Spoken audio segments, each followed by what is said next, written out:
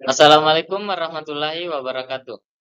Perkenalkan, nama saya Muhammad Dwi Andika dengan NIM 220209501048. Pada video kali ini, saya akan membawakan materi tentang arsitektur protokol dari mata kuliah komunikasi data.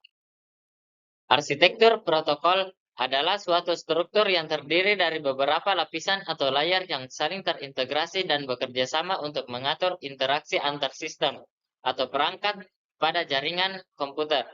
Setiap lapisan dalam arsitektur protokol memiliki tugas dan fungsi yang berbeda-beda, namun saling terhubung sehingga memungkinkan pengiriman data yang cepat, akurat, dan aman. Arsitektur protokol dirancang untuk memudahkan pengembangan aplikasi jaringan karena setiap lapisan dalam arsitektur protokol bekerja secara terpisah, sehingga memungkinkan pengembang untuk fokus pada aspek tertentu dari aplikasi. Selain itu, dengan menggunakan arsitektur protokol, perangkat-perangkat dalam jaringan dapat berinteraksi tanpa harus mengetahui detail implementasi dari setiap perangkat lainnya. Arsitektur protokol yang paling umum digunakan saat ini adalah TCP atau IP, Suite Protocol. Tidak ada keharusan untuk menggunakan antarmuka yang sama pada semua mesin. Selama setiap mesin dapat menggunakan protokol yang benar, daftar protokol yang digunakan oleh suatu sistem di mana satu protokol digunakan untuk setiap lapisan disebut sebagai tumpukan protokol atau protokol stack. Karakteristik protokol dibagi menjadi 5, yaitu langsung apabila dua sistem menggunakan point-to-point link, entity-entity pada setiap pada sistem dapat dikatakan berkomunikasi secara langsung, yakni kontrol informasi dan data melintas langsung di antara kedua entiti tanpa adanya pengatur yang lain. Yang kedua yaitu monolitis. Dalam sistem monolitik, tugas komunikasi dianggap sebagai satu kesatuan pada entitas tertentu. Oleh karena itu, semua tugas dilakukan secara terpisah oleh unit tersebut. Bahkan dari koneksi ke jaringan, pemecahan paket data menjadi lebih kecil, dan seterusnya. Oleh demikian, pertukaran data hanya terjadi jika entitas penerima sudah siap menerima data, sementara entitas pengirim juga siap mengirimkan data. Yang ketiga yaitu terstruktur. Dalam sistem terstruktur, protokol yang digunakan dibuat dalam bentuk hierarki atau beberapa lapisan sehingga tugas-tugas tertentu hanya dilakukan oleh entitas level bawah, sedangkan entitas level lebih tinggi hanya menerima layanan dari entitas lebih level bawah. Secara tidak langsung, entitas pada level yang lebih tinggi bergantung pada entitas yang lebih rendah untuk bertukar data.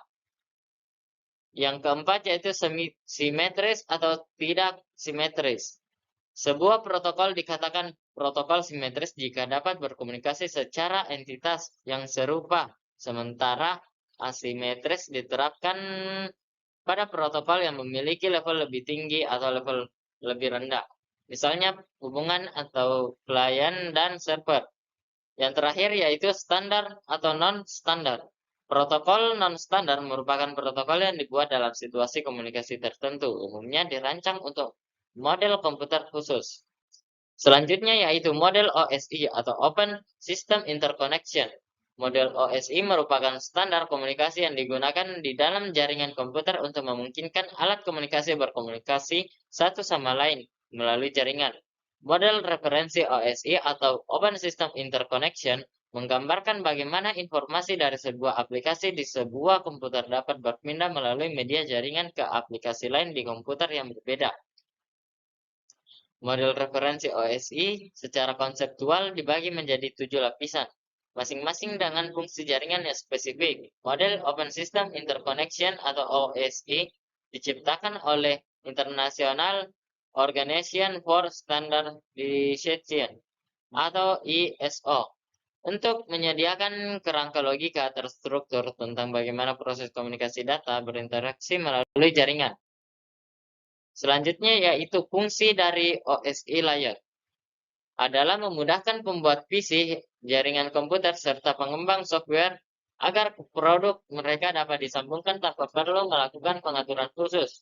Dalam praktiknya sendiri, pada para produsen merupakan maupun developer tidak selalu menerapkan protokol OSI layer. karena tidak semua proses membutuhkan OSI layer atau justru bisa menggunakan protokol yang lebih sederhana. Meski begitu, OSI layer masih banyak digunakan terutama pada pelacakan masalah yang mengakibatkan gagalnya fungsi jaringan internet.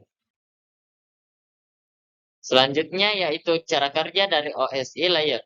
Yang pertama yaitu application layer atau lapisan ketujuh. Pada layer paling atas terdapat application layer.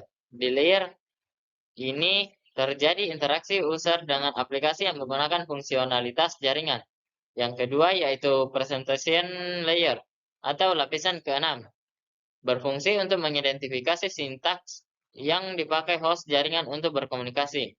Yang ketiga yaitu session layer atau lapisan kelima. Session ini membuat saluran komunikasi antar perangkat yang disebut session. Yang keempat, transport layer atau lapisan keempat. Ada beberapa fungsi spesifik dari transport layer, diantaranya adalah memecah data yang akan dimasukkan ke dalam beberapa paket, melakukan transmisi data mulai dari layer session hingga ke network layer. Setiap paket yang ada akan diberikan penomoran oleh layer ini, sehingga mudah untuk menyusunnya ulang. Melakukan looping pada proses transmisi yang ada dalam paket data yang hilang. Transport layer memiliki peran penting dalam menyalurkan bit agar dapat diterima pada pengguna tanpa gangguan. Yang kelima yaitu network layer atau lapisan ketiga. Lapisan network pada OSI layer adalah bertugas untuk mendefinisikan IP address sehingga setiap komputer dapat saling terkoneksi dalam sebuah jaringan. Yang keenam yaitu data link layer atau lapisan kedua. Lapisan data link ini bertugas membuat dan mengakhiri sebuah koneksi antara dua node atau jaringan yang terhubung secara fisik. Yang ketujuh yaitu physical layer atau lapisan pertama. Lapisan pertama pada OSI adalah physical layer, yaitu lapisan yang berfungsi sebagai transmisi terhadap bit data. Jenis sinyal yang harus dipakai pun tidak sembarangan, sehingga memungkinkan penerima sinyal dengan baik. Baik, sekian materi pada video kali ini. Apabila ada kekurangan mohon dimaafkan. Saya tutup dengan ucapan wabillahi taufik wal hidayah. Wassalamualaikum warahmatullahi wabarakatuh.